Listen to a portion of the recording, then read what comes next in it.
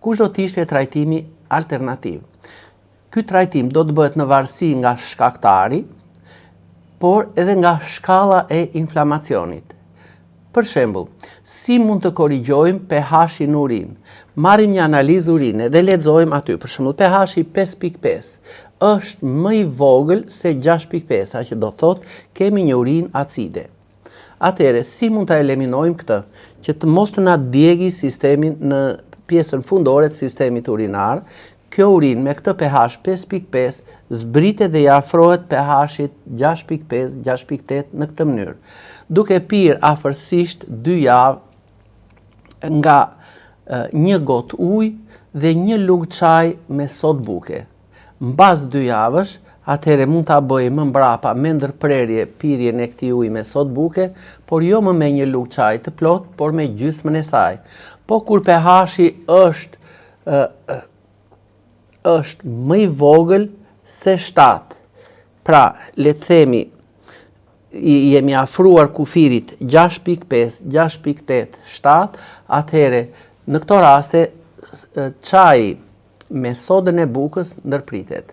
Ndërsa kur pH-i është më i madh se 7, pra kemi një urinë bazike, edhe kjo është gryse, atëherë mundohemi që të hedhim në gjell një lugë supe me uthull molle në ditë. Në rast se ka nauze ose të vjella, shtoni në gjell 1 deri në 2 lugë çaj në ditë me mendër të butë ose nenexhikun. Pra, mendra e butë, edhe në rastet kur fëmijët kanë dhimbje barku, kanë të vjella e kështu me radhë, është e mrekullueshme ose si një gotë çaj, ose duke e hedhur në pjatën e gjellës së tyre. Trajtimi i mykut në pjesët intime, në pjesët urogenitale. Si do të veprojmë? Nëse kemi kruarje të shpeshta, atëherë në pjesët intime, ose dhe në të dy anët e kofshëve, mundet që të veprojmë në këtë mënyrë dhe të kemi një zgjidhje plotësisht të lehtë. Bëjmë një shplarje të organit gjenital 2 herë në ditë me një çaj. Po si do ta përgatisim atë? Le të marrim për shembull, të hedhim nga çaji kandimer afërsisht në një çajnik që nxen afërsisht 1 litër ujë, do të hedhim 4-5 lugë gjelle çaj kandimer dhe në të hedhim ujë që ta përvëlojmë atë. Në këtë mënyrë.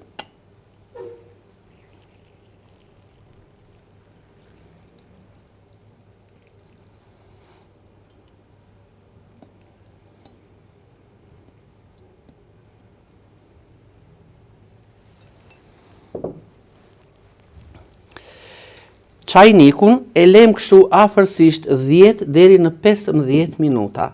E mbulojmë në mënyrë që ajit esencial të rigonit, të trumzës, të gjetheve të mushmollëse, kështu me radhë, të kondensohen dhe të na bien brenda tek çaji. Mund të bëjmë një tronditje kështu, një përzierje të shpeshtë dhe për 15 minuta çaji ngelet në këtë mënyrë. Mandej, marrim dhe e kullojmë çajin dhe hedhim në një filxhan çaj, 1 gotë nga ky çaj i përgatitur. Shtojmë 1 lugë kafe me sodën e bukës dhe e përdorim për shplarje të pjesës intime. Kuptohet, kjo do të lihet 15 minuta, ku ngjyra e çajit sigurisht do të bëhet më e ndezur. Pasi bëm shplarjen e zonës intime që kruhet me 1 filxhan çaj nga çaji kandimer, e lëm zonën të thahet ose e thaj me tharse për ta përshpejtuar dhe mandej veprojmë në këtë mënyrë. Marrim propolisin me rigon, hedhim në dorë 8 deri në 10 pika propolis. Shtojmë në të edhe 8 deri në 10 pika ujë ose nga çaj dhe përsëri bëjmë një lyerje të zonës në vatrën ku ajo kruhet. Propolisi me rigon, jo vetëm që është një antimikotik dhe antibakterial i mrekullueshëm, por do të na ndihmojë që neve, kur të vendosim kremin antimikotik ose kandimer, përbërësit aktiv të kremit të ngjiten shumë lehtë tek lëkura. Këtë veprim ne do ta bëjmë 2 herë në ditë dhe që 2-3 ditët e para ju do të ndjeni atë kënaqësinë e të ndjerit mirë. Trajtimi i infeksionit në rrugët urinare, pra trajtimi bakterial. Atëhere, marrim afërsisht në një çajnik që nxen afërsisht 2.5 litra ujë. Hedhim në të, pra ne kemi hedhur tek hinka këtu, tek kjo sita, afërsisht 10 lugë gjelle çaj uromer. Dhe nëse kemi urinim të shpesht dhe urinim të pavullnetshëm gjatë natës, do të shtojmë tek ky çaj këtu 1 deri në 2 lugë gjelle nga çaji i gorricës, pasi ka veti rrudhëse dhe të kurse. Pra, e komandon, si të thuash, atë urinimin e shpesht dhe pengon që ky urinim të dalë në mënyrë të pavullnetshme.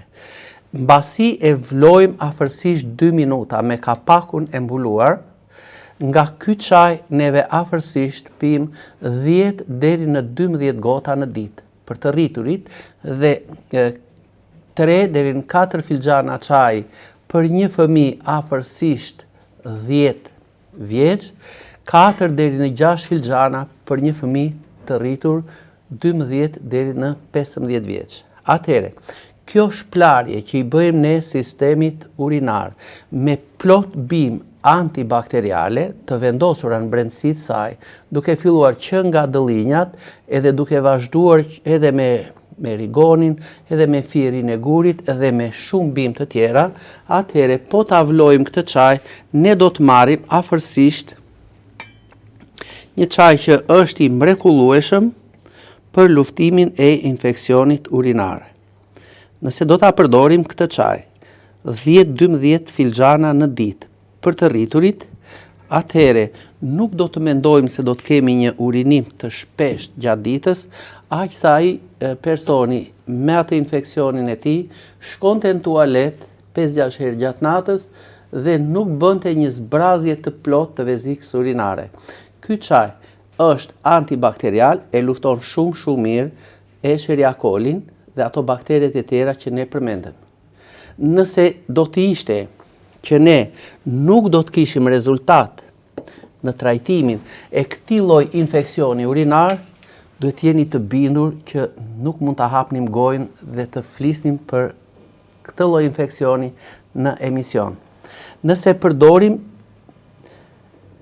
çajin uromer në ato doza që unë përmenda, nëse përdorim edhe nga vaji i ekstraktit balsamik, pra një përzierje vajrash dhe bimore dhe esenciale, nëse përdorim propolisin e bletës 3 herë në ditë nga 10-12 pika, do të vëmë re që Escherichia coli brenda jo më pak se një jave fillon që të përgjysmoj atë sasin e tij numerike në mikroskop. Pra, do të ndihemi mrekullisht mirë dhe nëse do të bëhet analiza brenda 3 javësh, sigurisht që Escherichia coli, ajo që tham është më e përhapura, ka filluar që të ulet në sasi jo më me vlera 1 ose 2 shifrore me miliona, por ajo arrin